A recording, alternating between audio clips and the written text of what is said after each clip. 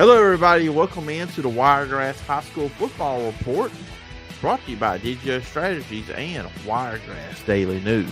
This is your weekly look at all things high school football and the Wiregrass. I am your host, Phillip Jordan, in-studio host and producer, Dustin Wolf Football on 96.9, The Legend. A little bit different this week on the podcast. There will not be a coach interview this week.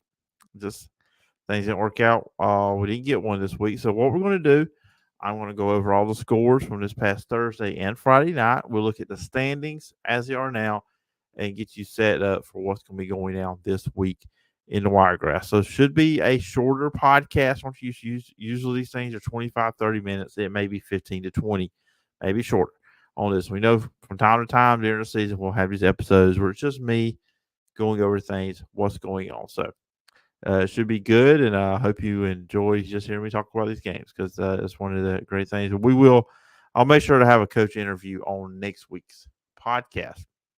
So let's go ahead and jump into it, and we'll go around the Wiregrass and just kind of look at what all happened this past week in Week 7.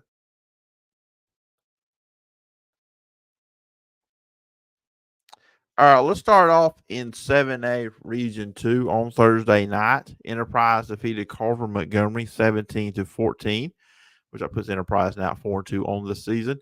Jose Segura kicked a 24-yard field goal towards the end of the third quarter to give Enterprise a 17-14 lead, and they would hold on, and they would stop Carver midway through the fourth quarter inside the 5, and they chewed up rest of the clock to get the victory.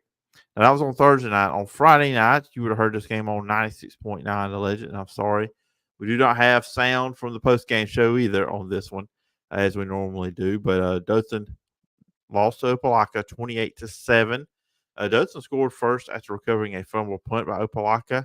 Running back T.J. Vickers had a 2-yard touchdown run with 5:06 left in the first quarter. But then Opelika went on to score 28 unanswered points and few turnovers and issues there for Dothan. In 6A Region 2, Percy Julian defeated Rehoboth 43-20. For Rehoboth, Tevin James had a kickoff and punt return for a touchdown. In 5A Region 2, Montgomery Catholic defeated Carroll 65-0. Charles Henderson defeated Andalusia 28-12. And Eufaula defeated Greenville 38-0. In 4A Region 2, Dale County defeated Opp 28-12. Dallas Hedstrom for Dale County had a big game. He passed for 212 yards. He had one passing touchdown and 2 rushing touchdowns as well. Strawn defeated Ashford 21-14. Ashford was 1 yard short of tying the game up with a touchdown after recovering a fumble in the final minutes of the game. New Broughton defeated Geneva 37-35. New Broughton was down in this game 35-21 in the third quarter for Anthony Seiler, scored 2 touchdowns, and then Balin Foster had a 2-point conversion to give New Broughton the lead.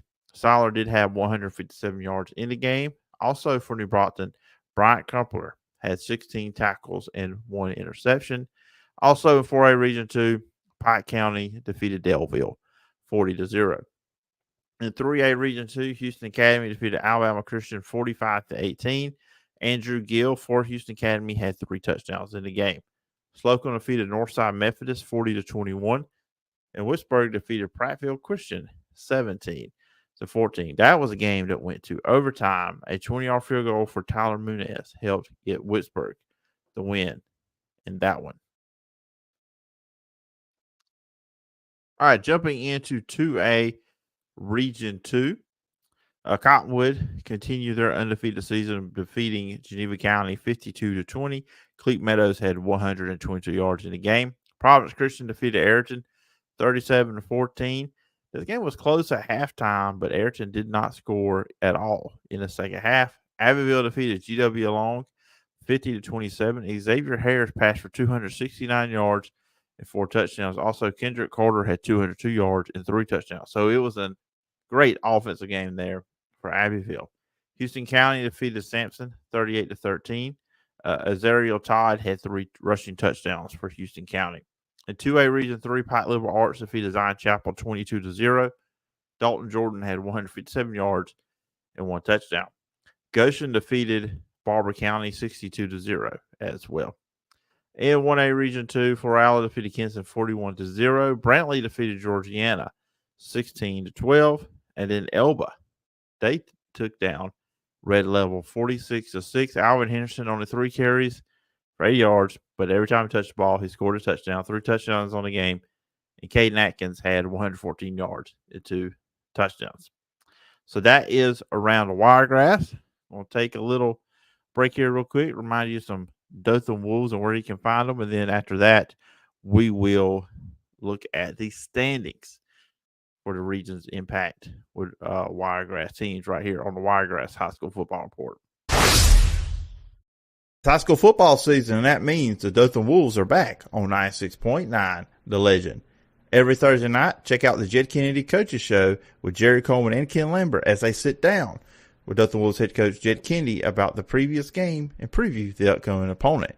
If you missed the Jed Kennedy Coaches Show, you can check out the podcast at wiregrassdailynews.com or go to your favorite podcast catcher and just type in Dothan High School Football.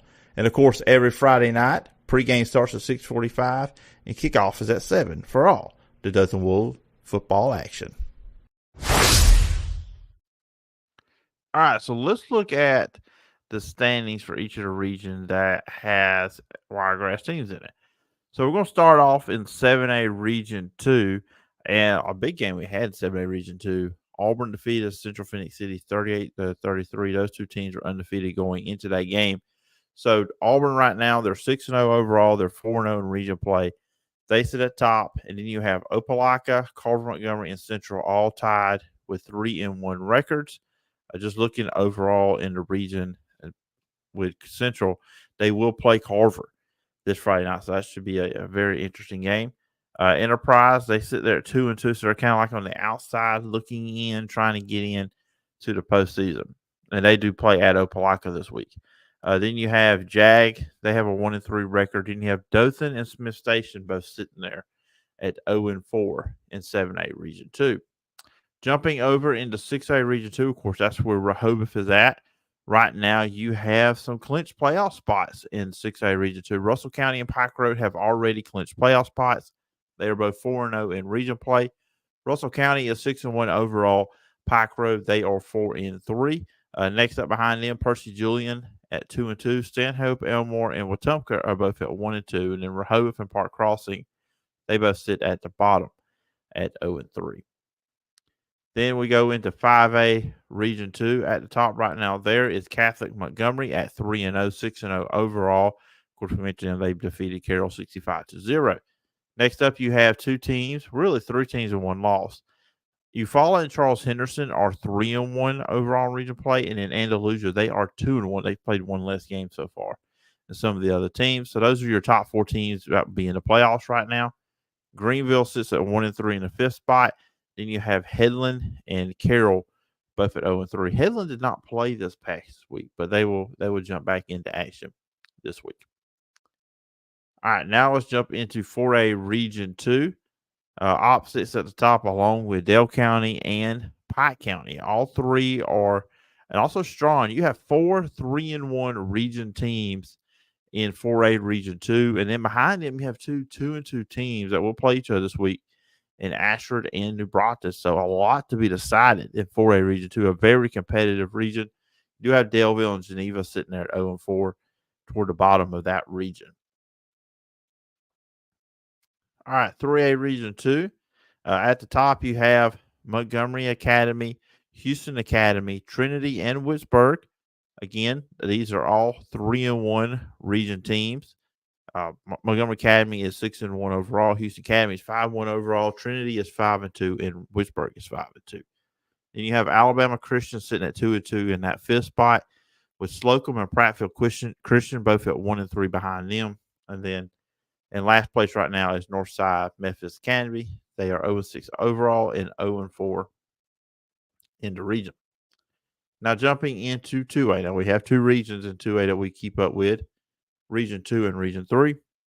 Cottonwood sits at the top in Region 2 at 4-0 and region play 7-0 overall. Behind them is Providence Christian and Ayrton. Both of them are 3-1. And Cottonwood will be playing Ayrton this week. Providence is 5-1 overall, and Ayrton is 3-3.